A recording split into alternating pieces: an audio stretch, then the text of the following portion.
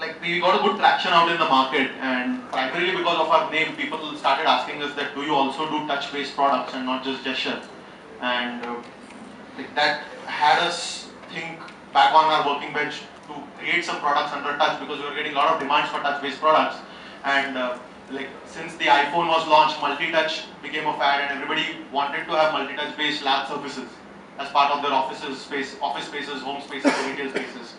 So we thought of creating a product around that space. So we created this coffee table which like you can sit around.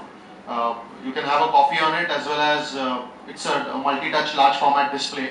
It was backed with an HD LED surface. So there were similar products out in the market. Like some of you must have heard about the Microsoft Surface, like back in 2006 what they had launched. But it was a failed product primarily because of the technology that was in there. You know? So we did a lot of engineering around the experience, the technology that to make it reliable, to make it like the images that you would see on it should be the most crystal quality images that are possible out there. And so we created this high density LED display back multi-touch display. Then we said that it should be plug and play, easy to install, anybody should be able to just plug it in and start it. So a little bit of engineering around it, and then a big bunch of softwares were written to actually sit tightly on the system to be able to do the common tasks like so a lot of real estate people actually use this table inside there. So if you go to Avinash Bhosle's birthday site here, or if you go to DSK's office, or Goel Ganga Properties, or I mean, there are a lot of local customers also that we have. So if you're going to their site offices, you know, they would show the floor plans and the whole the configuration of different plans that their homes have through this kind of interactive technology. Because like the floor plans, you know, typically were in huge rolled sheets. Like now they can just have it on a small screen and people can easily sit around and they can email from it. They can like give whatever information they want to a customer who's coming to buy through this kind of an experience. And there are a bunch of other applications that make this whole process very easy to integrate. And we did some power engineering around it also, and this is a small video of the product.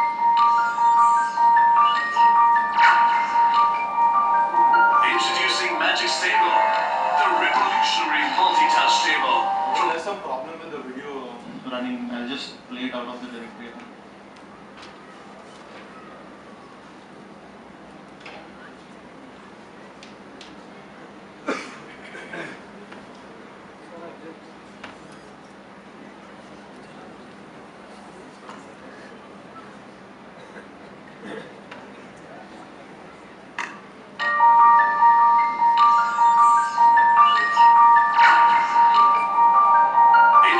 Magic Stable, the revolutionary multi-touch table from TouchMagics. 40 simultaneous touch points, supported with high-speed tracking. It allows you to have 40 simultaneous touches on it.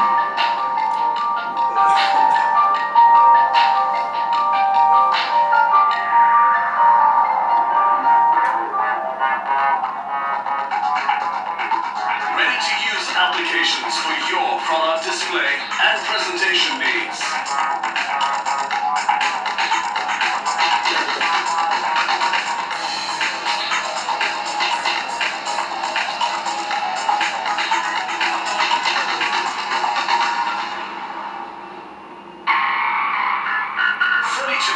HD LED with unparalleled clarity.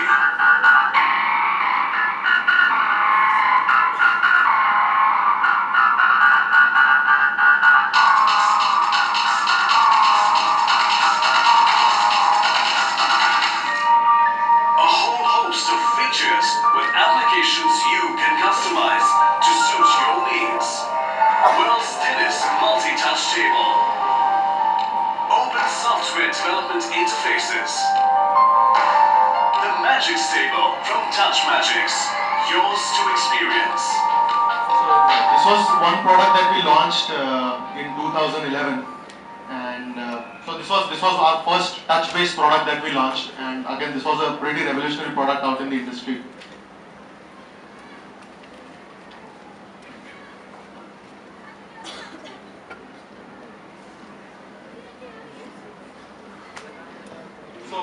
We primarily are into touch, gesture, and this is the third type of interactions that we started experimenting with. So we believe that there are different senses that people have. Like people can feel things, smell things, touch things. And one of the new sensors that people are carrying are mobile phones. And we created this product where people can use their mobile phones to actually interact with the display. So, say if you are going to a mall for shopping, you can just pull out your phone, you see a screen which says dial to play. You can dial a number on the screen and your phone gets connected as a remote control to control the screen.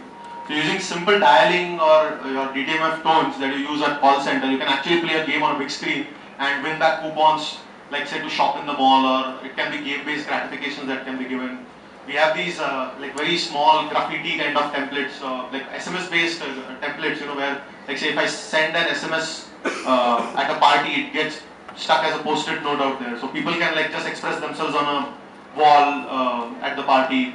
And there are a bunch of other experiences, that can be created around people's mobile phones. Like we recently got WhatsApp support on it also, which allows us to push rich media content. So you can actually like post a picture of your friend, like a funny picture of your friend up on the wall at a party, and like people can play with it.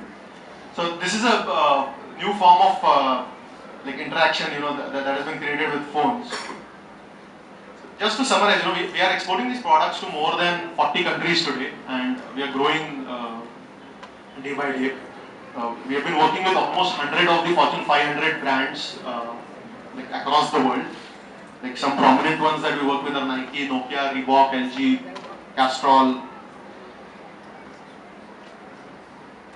So this was just the beginning of our dream. We wanted to build a product for the globe from the Indian soil. The reason I came back from the US to India was to start a product company based out of India. And my objective in life is actually to see a lot of such product companies being created in India in the future. So, we are working on building strong partnerships, and this is just the beginning. I mean, this whole era of touch gesture is just starting off, and there's a huge market out there. And we are hiring. We also have a very good internship program. So if anybody is interested, feel free to. I'll give my email address at the end of this talk. Feel free to drop me an email, add me on LinkedIn. So coming to the topic of today of connecting the dots or finding the dots, before you actually start connecting them. So in my life, what I learned as a child, the art, whatever I learned as a passion, like circuits, all that, has helped me at some point in time in life. And today, what I learned actually in 8th standard, I am applying that into my today's business that I am doing. So whatever you are learning is never waste in life. Like sometimes, I used to feel that क्यों physics पढ़ना है, क्यों maths पढ़ना है, where am I going to apply it? But that's not true. Like in education, you actually just get, or in the world's education system, they would actually just brush the topics, or they would give an overview of the topics. It's up to you on how you can actually apply them in real life. So coming to a little bit about innovations or innovative product startups, there are two types of primary innovations. One is the sustaining innovation.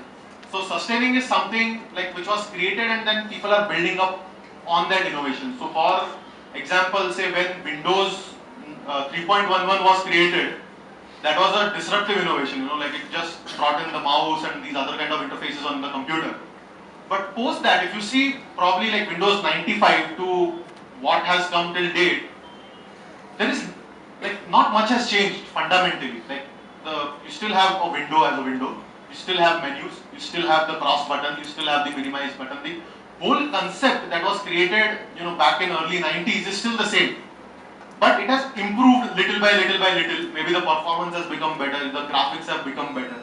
So these kind of innovations are called sustaining innovations, like which have a very progressive path. And under sustaining, there are two types of innovations. One is revolutionary. So let's say that a thing like I've given an example of contact lenses out there because say I wear specs, I also have contact lenses, but my contact lenses haven't essentially replaced my specs. They have substituted it under certain occasions, but people who wear specs would know this, that you still have specs. So they didn't come and disrupt the market of like there won't be any more specs in the market and everybody would wear contact lenses. It's a substitute to something that you already have. It's an elegant substitute to something that you already have. So these are revolutionary. I mean, they have created a new space in the market. It's a brilliant product. A lot of people are actually buying it. But it is a revolutionary product. It's not disruptive. And like evolutionary, another example is mobile phone technology. Like say Samsung brings in X feature, Y feature. Like tell me one big feature that has really changed something in the last 3 years. Not much, like still the powerful features are probably you can have a touch-based phone which allows you to do multi-touch things on it, and maybe apps are something that are disruptive, but still, like the killer app that still people